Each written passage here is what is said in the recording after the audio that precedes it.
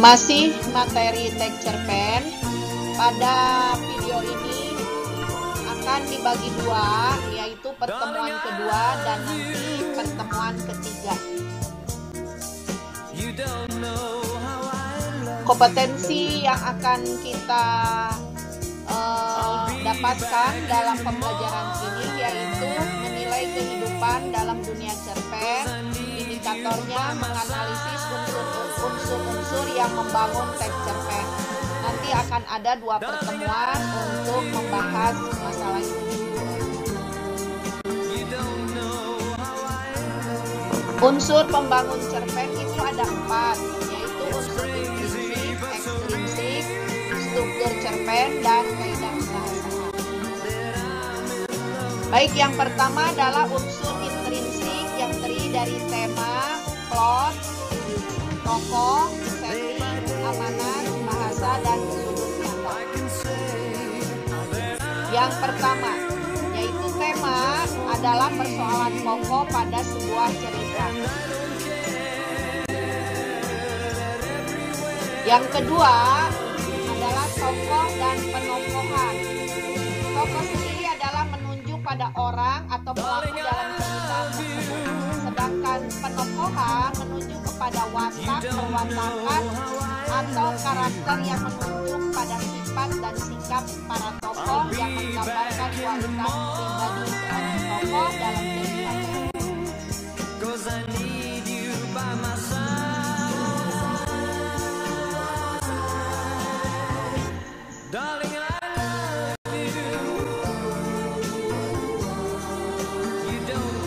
Penokohan, ada yang namanya penokohan secara analitik, yaitu melalui penjelasan pemeran.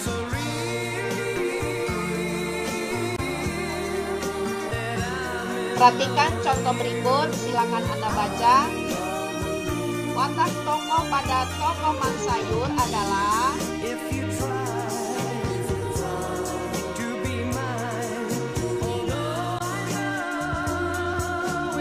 kemudian ada penokohan analitik melalui narasi pengarah. Kemudian ada yang namanya penokohan dramatik, yaitu mendeskripsikan keadaan lingkungan atau rumah dari tokoh tersebut. Cermati teks tersebut. Watak dari Raden Bagus adalah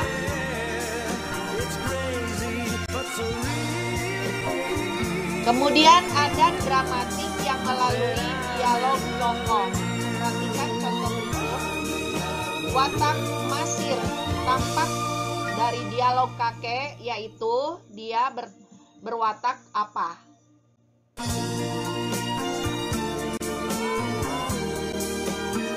Kemudian ada penokohan dramatik yang menggambarkan cara berbahasa tokoh. Perhatikan contoh berikut. Watak tokoh tersebut adalah kemudian ada penokohan secara dramatik yang menggambarkan jalan pikiran tokoh. Cermati kutipan cerpen berikut. Watak tokoh dia adalah kemudian ada dramatik menggambarkan lingkungan kehidupan tokoh. Cermati tokoh, watak tokoh desa Karangsaga adalah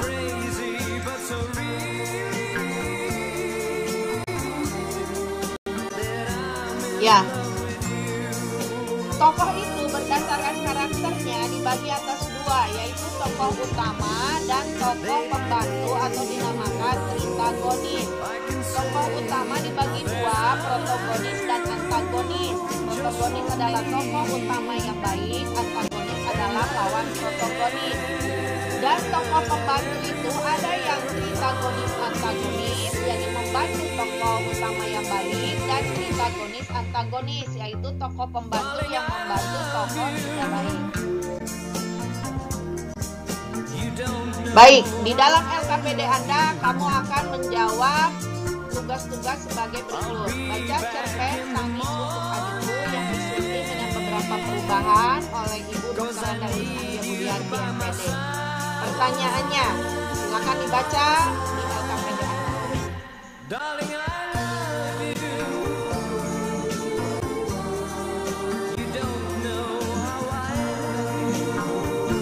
Selanjutnya yang ketiga, alur atau plot.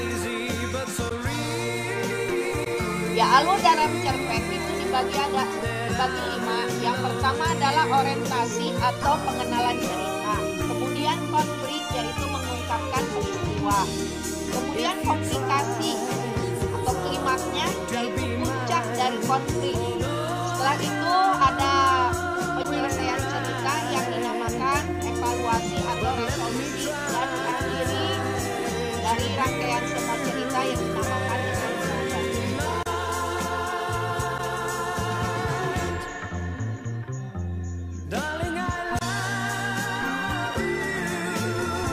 Jenis-jenis alur. Jenis-jenis konflik. Ya, dalam LKPD Anda ada tugasnya, silakan dijawab. Nah, materi tadi adalah pertemuan kedua. Materi selanjutnya kita akan bahas pada pertemuan ketiga. Pertemuan ketiga kita mulai dengan latar atau setting.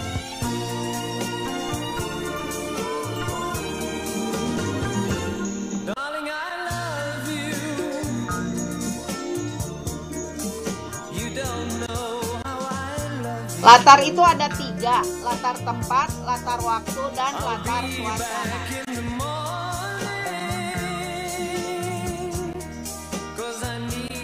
Cermati kutipan cerita berikut. Berdasarkan kutipan itu, latar ceritanya ada di mana?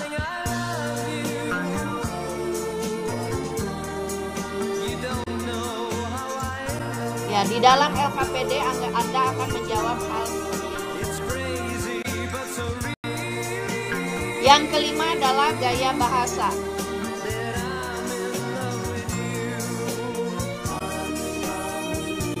Yang keenam adalah amanat.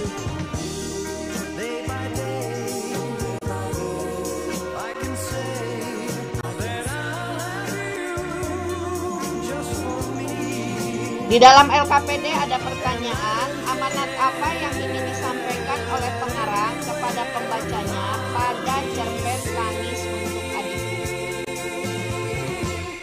Dan yang terakhir adalah sudut pandang.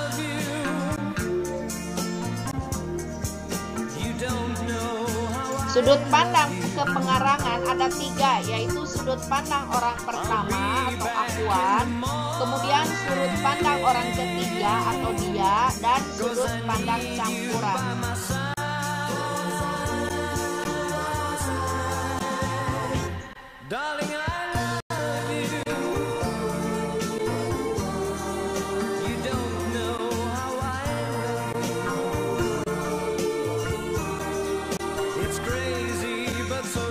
Dan unsur ekstrinsik cerpen atau unsur yang membangun karya sastra dari luar itu ada 3. Pertama, latar belakang masyarakatnya. Kedua, nilai-nilai dalam masyarakat. Dan ketiga, latar belakang pengarangnya.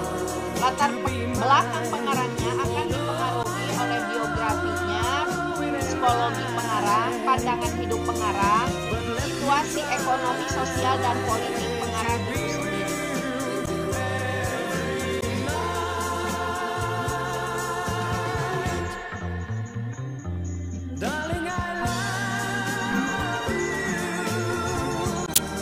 Baik, refleksinya, apabila kamu senang, tunjukkan 2 jempol Anda. Apabila hanya senang saja, 1 jempol. Dan apabila kurang senang, buatlah wajah yang sedih. Bagaimana perasaan Anda setelah mempelajari materi teks cerpen ini? Ungkapkan dalam ekspresi wajah.